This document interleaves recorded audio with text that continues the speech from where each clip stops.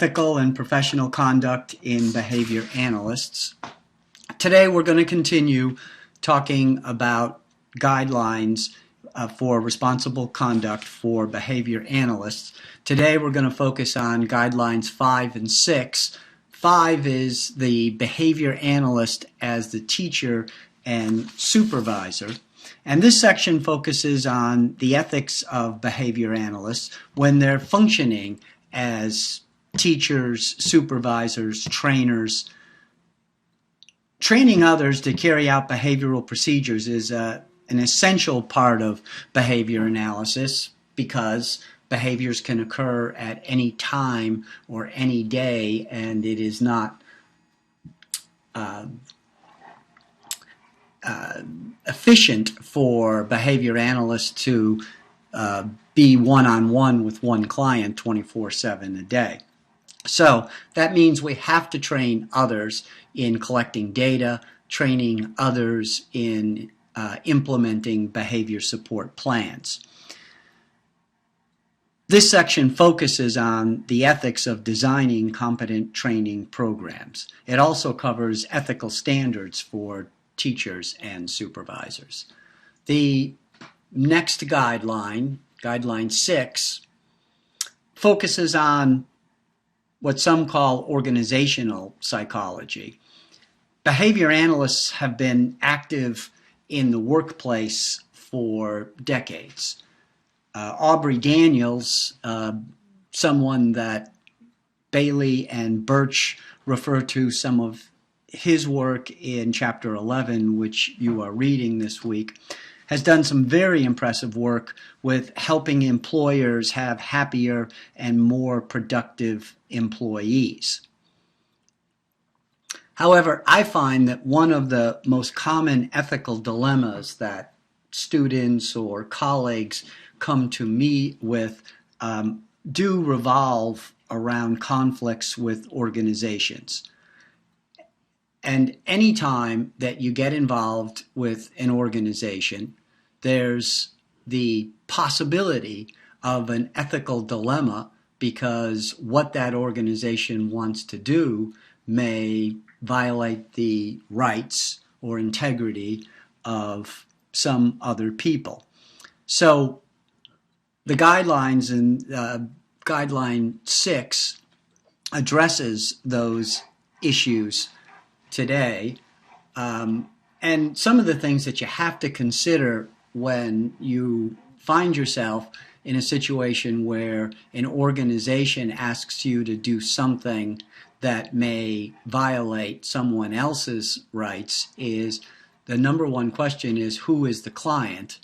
And the answer is always, it is everyone. It is the organization. It's the organization that it is the individual or individuals the organization has asked you to consult upon. It is the parents and caregivers of that individual. It is everyone, and therefore that creates an opportunity for a lot of ethical dilemmas.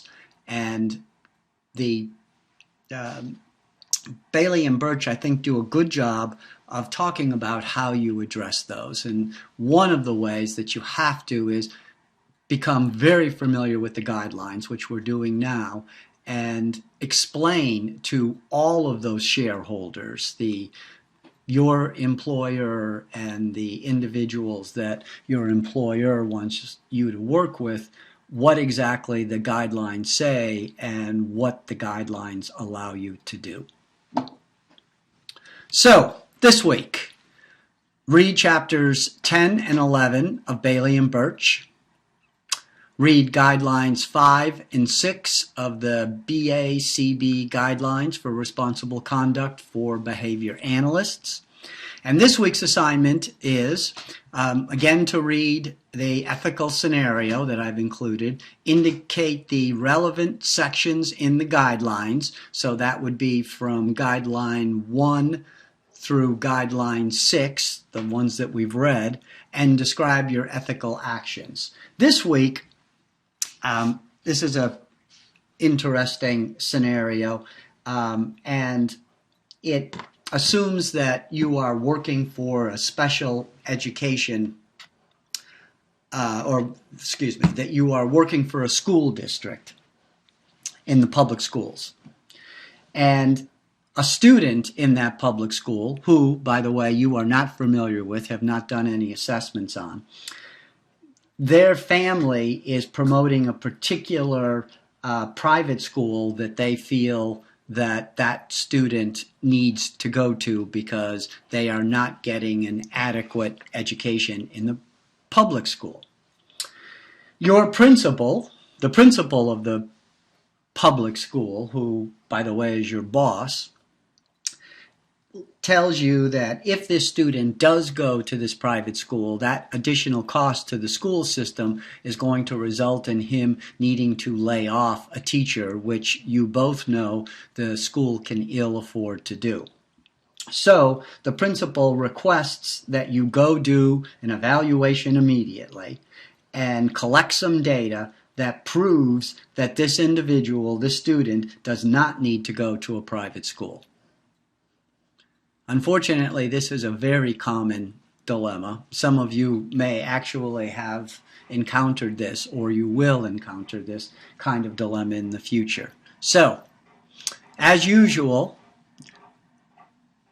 indicate what the relevant sections of guidelines 1 through 6 are related to this particular dilemma, and describe what your ethical actions would be. Have fun with that, and I will be talking to you next week.